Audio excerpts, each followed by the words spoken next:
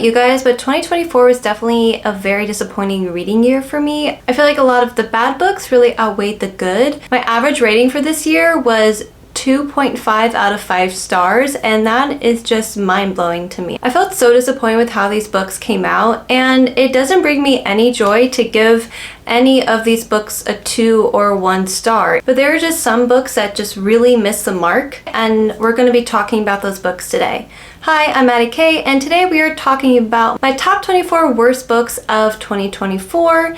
If you're new here, hi, hello, welcome. Make sure to hit that subscribe button. And if you're returning, hi, hello, good to see you again. Don't forget to hit that like button and comment down below what were your worst books of 2024. And if you make it to the end of this video, make sure to put a sad face in the comments below. And in order to make this video a little more fun and upbeat, I'm going to be giving myself the added challenge of a 1-minute timer for each book in order to keep it nice, quick, easy, snappy, and to save us a lot of time and energy. Also, it's a little bit sunny out and the sun's coming in at a weird angle with the window, so I apologize for that beforehand. But anyway, without further ado, let's get into this video. Before I delve into this video, I do want to get some things squared away. Just because I don't like a book doesn't mean that I think you shouldn't like it either. Everyone is entitled to their own opinions, and sometimes we're gonna like certain things that other people don't like and vice versa, and it's nothing personal against the fans or the author themselves. It's just something about this book itself I just did not like. I do want to be very clear about the criteria that I have for any 1-star reads. I'm just not randomly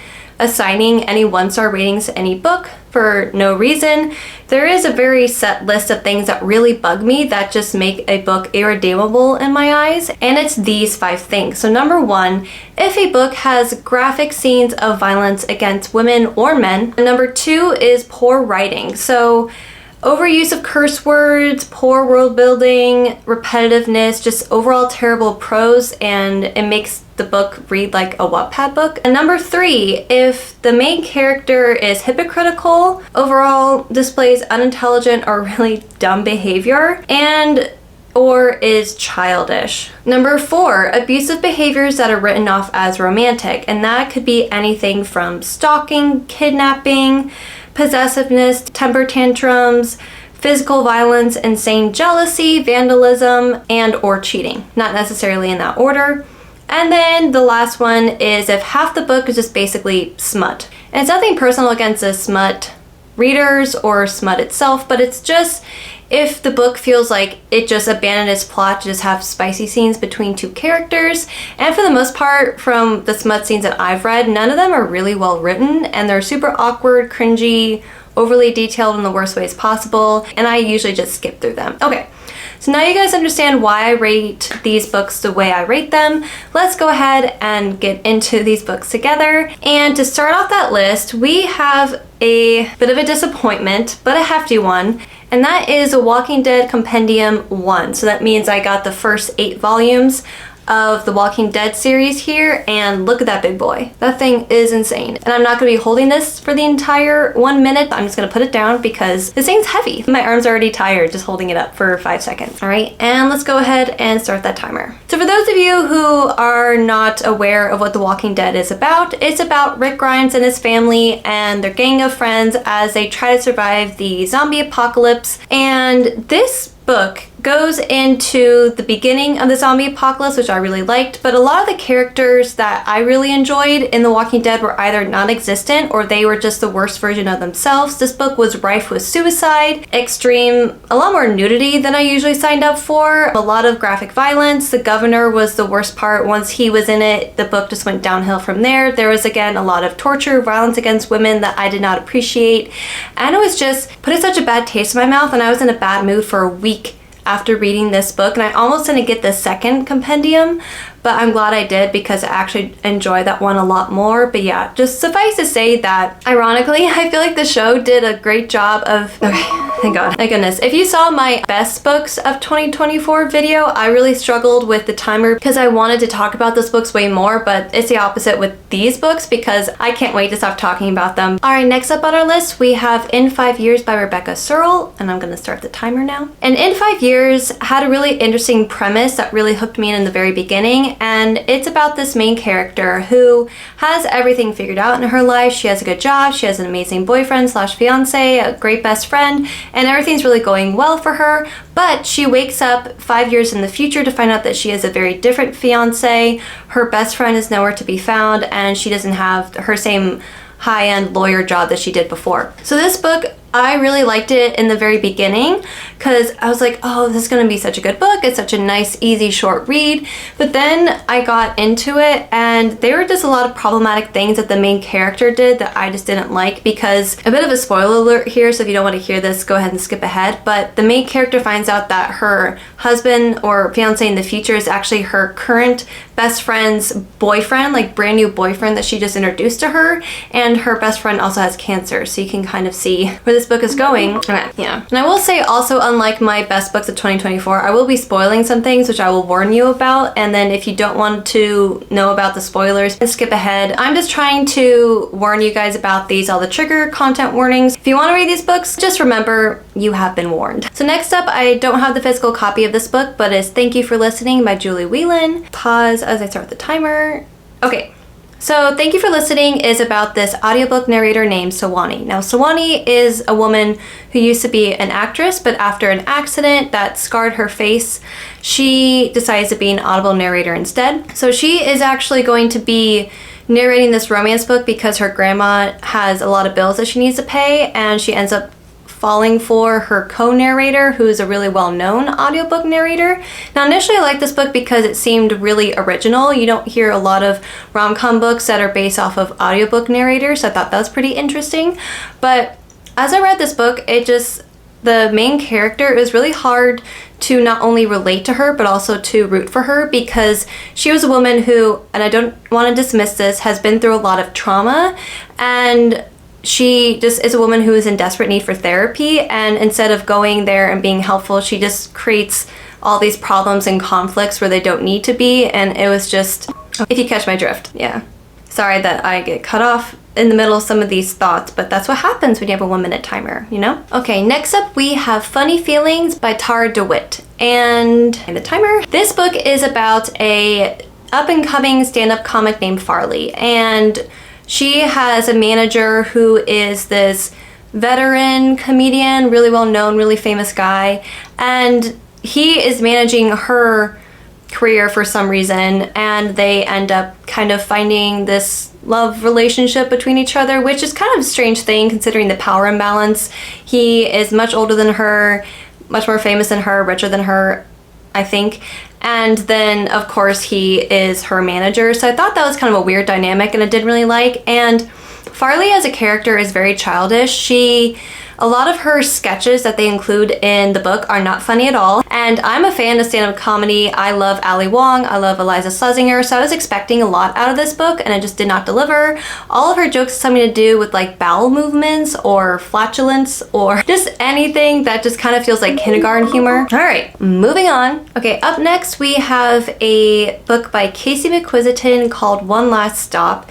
And I don't have the physical copy of it, but I'll post it up here so that way you can see it. And I'm gonna start the timer.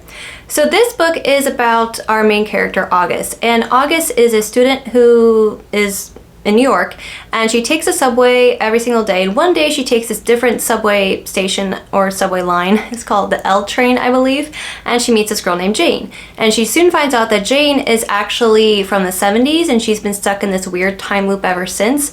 And when I initially read this book, I thought it was supposed to be really interesting. I really like the time loop aspect. I love time travel and time travel stories.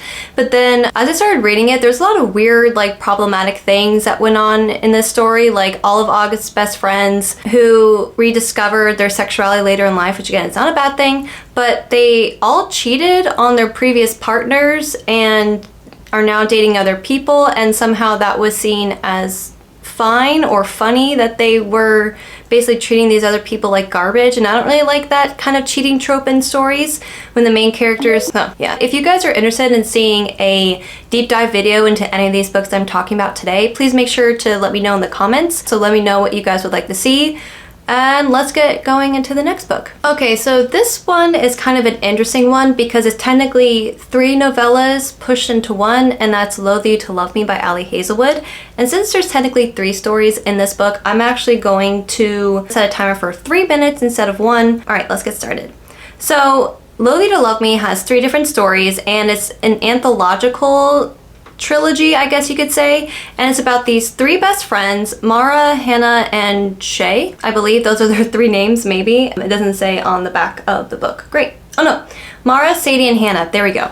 So Mara, Sadie, and Hannah are 3 girls that are, again, in STEM-related fields. So like all of Ali Hazelwood's main characters, they're all in some scientific field in some way, and they, in their own special way, find love through enemies to lovers tropes. And that's my one grift with that's my one, I can't explain this properly, like that's the one thing I have against Ali Hazelwood books, is because she always has like the same tropes that go into each of her stories. All of her girls are super tiny, all the guys are super tall, and they are always enemies to lovers, but really it's just the women misunderstanding the men, or just kind of being childish in a way that makes me lose respect for them as scientists and also women. I'm like, I'm sorry, how can you be a scientist and go into a amazing field where we need really smart, capable people, emotionally capable people to help us out? And I kind of lose faith in humanity whenever these women come up in these books, because they're just so emotionally unintelligent and they just make the worst decisions in their lives, and they're super like immature in that way. And even though it's supposed to be smart, there's really no evidence of that. Like we never really get to see them in their line of work. We're just told that they're smart people and just expected to go along with it. So anyway, the first book that I read out of this trilogy was Below Zero, and that was with, I believe, Mara, who is a woman who is trying to get research money to go to the North Pole to study something, I forget. And the love interest in this book that she hates, he says that she shouldn't go because it's dangerous. And lo and behold, she gets mad at him, and then she goes anyway despite his misgivings. And then she goes, and then of course she gets stuck in a snowstorm and she almost dies, and he has to go rescue her. So again, it wasn't really a bad story. I think it was a better out of the 3, but it's just hard to respect a woman that just gets mad at a man for criticizing her because, oh, it's a man criticizing a woman. But at the same time, it's like, no, this guy was actually right. Like, he had legitimate reasons to tell you to not go to the North Pole, and you just ignored him because you're just mad that a man disagreed with you, and then you almost died because of it. And that's not really a good thing. The other girls were just as bad. Honestly, they were just as insufferable, and I didn't like any of them, to be perfectly honest. All right, that was pretty good timing. All right, this is another book I don't have a physical copy of, even though I could have sworn I did have it, and that is The Lincoln Highway by Amor Towles. And The Lincoln Highway, starting the timer. And yeah, so Lincoln Highway by Amor Towles, I thought it was going to be this adventure between 2 brothers who were going cross country to find themselves and rekindle their relationship with their mother, but it turned into this like modern Greek epic that I just wasn't mentally prepared for. It was basically trying to be Oh Brother Where Art Thou, and I just didn't like it. And this minor character named Duchess, who is a major scumbag, keeps playing the main character Emmett over and over and over again. And I'm like, Emmett, why are you trusting this guy? You know he's unreliable, he's not trustworthy, he always tricks you into doing these terrible things, and then he ends up stealing your car, all your money, kidnapping your brother at some point, and it just got into this weird circle jerk where the same thing was happening over and over and over again, like Groundhog Day, and I just wasn't having it, and I just got so fed up with the fact that I felt like I was being lied to this entire book because I thought it was something different and it was this one thing, and this minor character was just really grinding my gears, and I just did not enjoy this book as much as I would have hoped. Okay, well, I feel like that was a pretty good note to end that on. Moving on. So before we go further into this list, I do want to mention beforehand that I had a personal project this past year or so where I wanted to read the Twilight series because I hadn't done so before, and so I did. I read every single book in the Twilight series starting in winter of 2023, and I finally finished it in the summer of last year. And one of the books on my worst reads list is The Short Second Life of Bree Tanner by Stephenie Meyer. And I'm going to start the timer before we get going here. There we go. So this book follows the minor character of Bree Tanner, so the titular character here. And she was a vampire, a new vampire from Eclipse that Victoria recruited. And in order to kill Bella, she made this army of new vampires. And it was at this point that she was trying to take revenge for Jack, her lover that Edward killed because Jack was trying to kill Bella. And I just kind of felt like there was this whole, like, there wasn't really anything new in this book. This book added absolutely nothing to the lore of vampires. It just kind of felt like a soulless cash grab, and it's so short, and it felt like nothing happened. There was like one cool allegory of the cave when it came to the idea of enlightenment and the fact that Victoria was lying to these new vampires. It didn't really invite any new insight into the world that Stephenie Meyer created, and overall just kind of felt like a waste of time. And if you don't read this book, you're really not missing out on much. Okay, well, that was a good note to end that on. What's next? I probably should have explained what Twilight was before I explained that book, but I feel like everyone knows what Twilight is, right? But just in case, it's a story about a human named Bella and a vampire named... There you go, that's all the explanation you need. All right, well, speaking of a waste of space, paper, and time, we have Happily Ever After by Julia Quinn. And just like Twilight, I made it my personal project last year to finish the Bridgerton series because I started it 3 years ago when the series came out. So Happily Ever After, the reason why I call this a huge waste of paper is because this book is essentially all the second epilogues from the original Bridgerton series pushed together. Now what I mean by second epilogue is, you know, at the end of a lot of rom-coms you have a little extra excerpt at the end where it just basically says that these people are married and they have kids now. Well, that's the same thing with the Bridgerton series. So the Bridgerton series, for those of you who don't know, is about this family, and each book covers each of their individual love stories. And then in this book, it just basically tells you that all of them are married and have kids. But the thing is, if you have all the updated modern versions of the Bridgerton books, you don't need this book. It's like extra credit.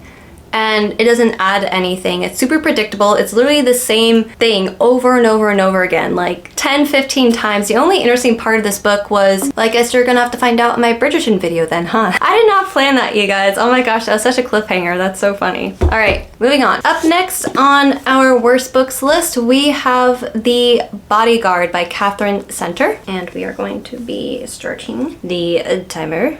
There we go. So this book is about our main character who is a bodyguard, and her name escapes me at the moment, but she's essentially tasked with bodyguarding this movie star, and she goes with him to Texas, but the weird thing is that they can't know, like, his family. So he's going to go visit his family in Texas, and they can't know that he is a bodyguard for some reason because he has a weird stalker. So instead of just like having a good conversation like adults, he just decides to lie to his family and convince them that his bodyguard is actually his girlfriend. And this woman is probably one of the dumbest people that have ever been put to paper. She is such an idiot. She's scared of cows for some reason. She's surprised that horses are so big because, and I quote, she's only seen them on TV, and she was surprised that in real life they're so much bigger than they are on TV. And I was just sitting there and I'm like, how? That's my phone telling me to shut up and stop being mean to fictional characters who do not exist. But yeah, dumbest person alive. Blew me away. Absolutely blew me away. All right, next up on our list, we have Always Be My Duchess by Amali Howard.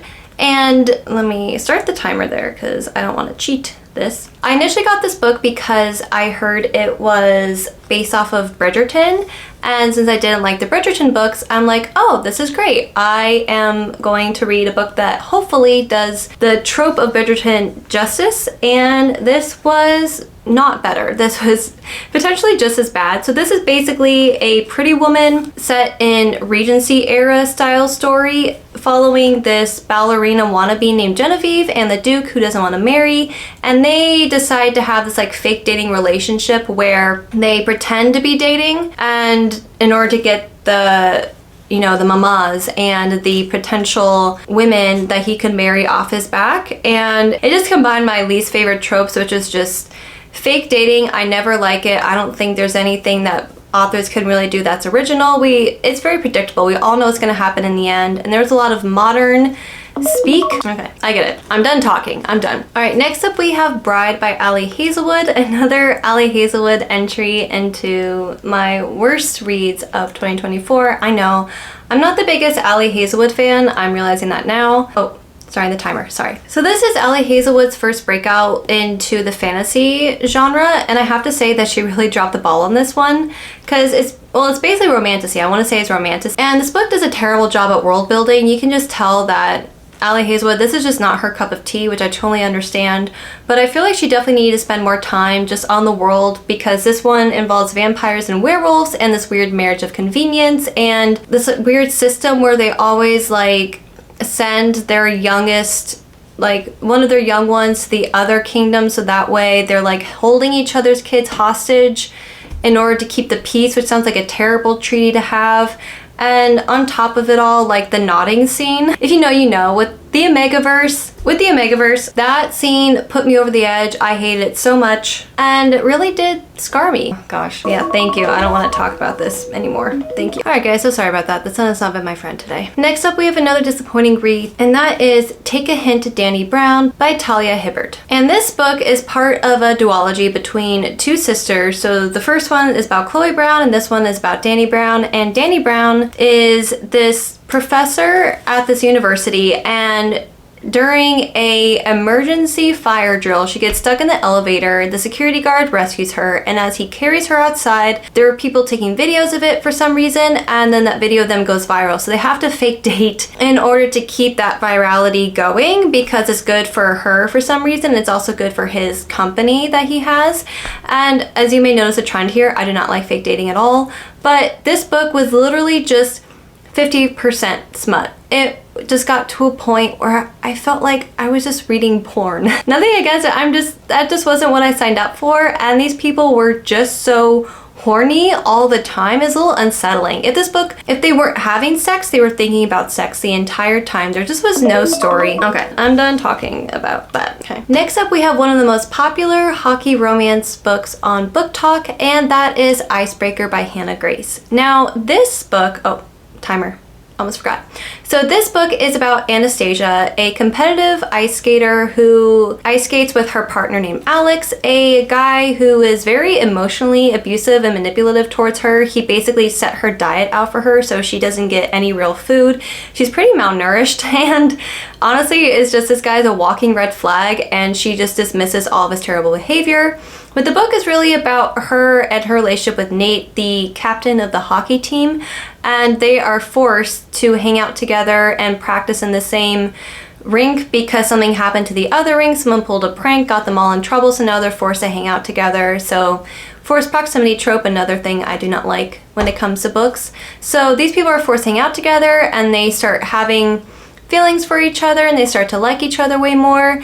And again, this book just had a lot of gratuitous spicy scenes. I just did not appreciate them. One of them took place in an Uber with their friends sitting right next to them, of all places, and okay, I quit at the best part, but anyway. So these next couple of books, you may be noticing a trend, and that is because most of them come from the same Bridgerton series. And the first one I want to talk about is Eloise's love story, To Sir Phillip with Love. Let's start that timer. Where is it? Okay. So To Sir Phillip with Love, Eloise is kind of aging out of the marriage mart. She has basically resigned herself to being a spinster, but then she starts writing these letters to Sir Phillip, who just recently lost his wife Marina, and she starts writing to him. She's falling in love with him. It's been a year. So then, in a crazy, just spur of the moment idea, she decides to go out, take a carriage, and go visit him just at the drop of a hat without any warning. And then she gets there, and she realizes that he has kids that she didn't tell him about. And basically the entire story was just him admitting to the fact that he intentionally tried to trap her so she could be like a wet nurse and a broodmare for him and to take care of his kids, because he couldn't be bothered to be a father for 5 seconds. And it was just terrible. This book was littered with suicidal ideation that was just super problematic, and just, okay, thank God. I'm done talking about that book anyway. I hated it so much. Okay. Yeah, it's crazy that all these books are listed as romance books, but they're so problematic. It's insane. Next up, we have what, in my opinion, is the worst Nicholas Sparks book of all time, and that is The Wish. So, sorry, pause to start the timer. So this book, I read it for my book club, and when I read the back cover, I assumed that it was gonna be a relatively sad but reminiscent book about Christmas. I thought it was gonna be this cute little Christmas story about this woman who's dying of cancer. I mean, as cute as you can make that out to be. Okay, pause. cancel, restart that. So the reason why I read this book was because of my book club. So in my book club, each of us gets to choose a book, and one of the people in there chose this one. And when I initially read the back cover, I thought it was going to be a book about like just Christmas and reminiscing on Christmases of the past. I thought it was going to be a cute little love story, kind of like The Notebook, where they talk about the love story of their past. And this was not it at all. It was a super sad, super depressing book about this woman who is dying of cancer, who is talking to this random employee, recounting her first and only ever love of her life when she was 16 and pregnant. This entire book was about her being shipped off to this small town because her parents were super Catholic and couldn't deal with her, and just her struggling with being a teenage mom.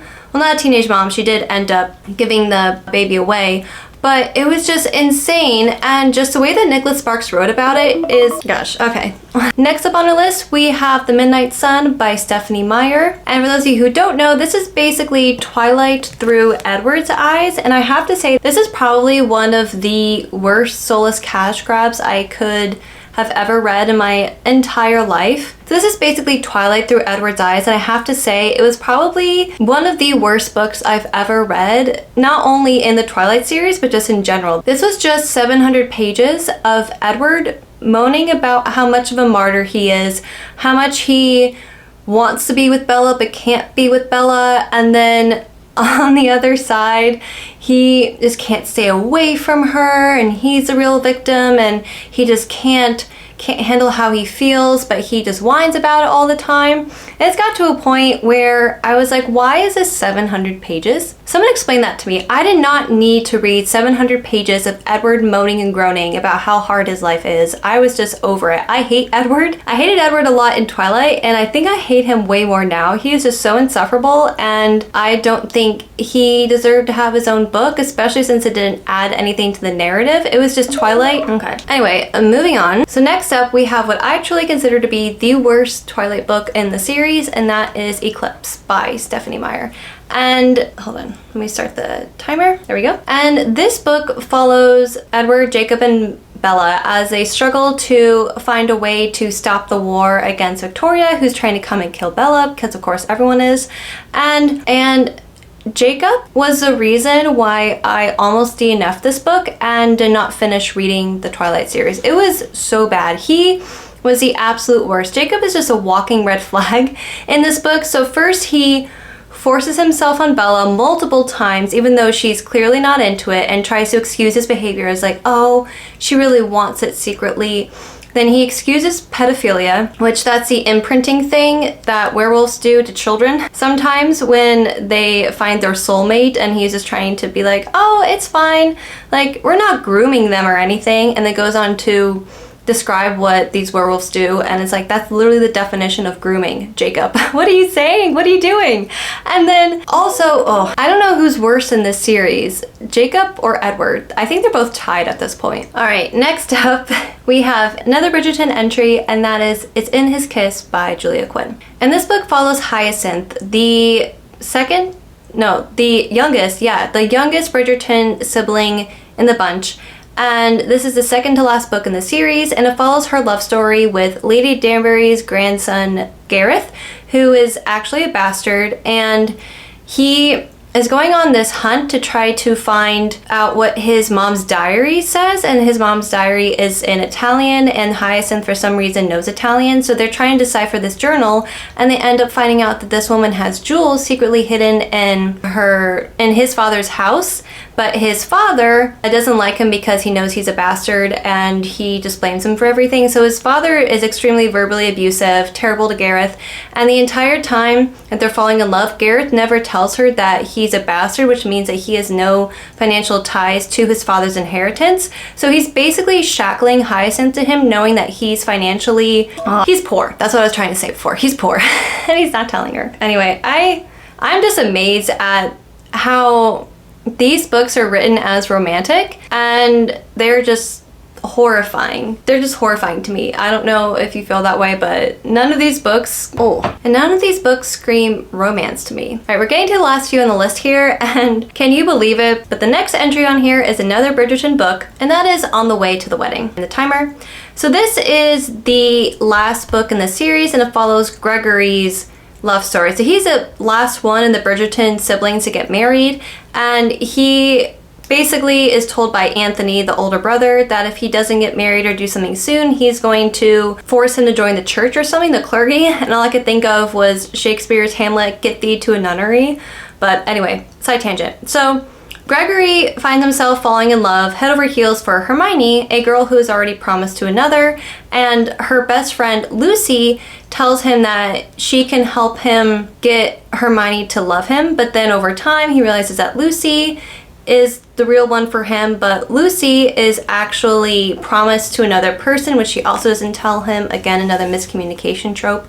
And he tries to break up the marriage first of all, which is very interesting, and that's not really a spoiler, like that's like the first chapter of the book. It's him trying. Oh my god, this is hard. I'm trying to like just get all my thoughts out as much as I can. I'm really surprised that like in the very beginning, I didn't mind stopping the books where they are, but it's really hard to stop when you're in the middle of a thought, and it can get pretty frustrating. Okay, you guys, so our second to last book on our list for today is going to be A Good Marriage by Stephen King.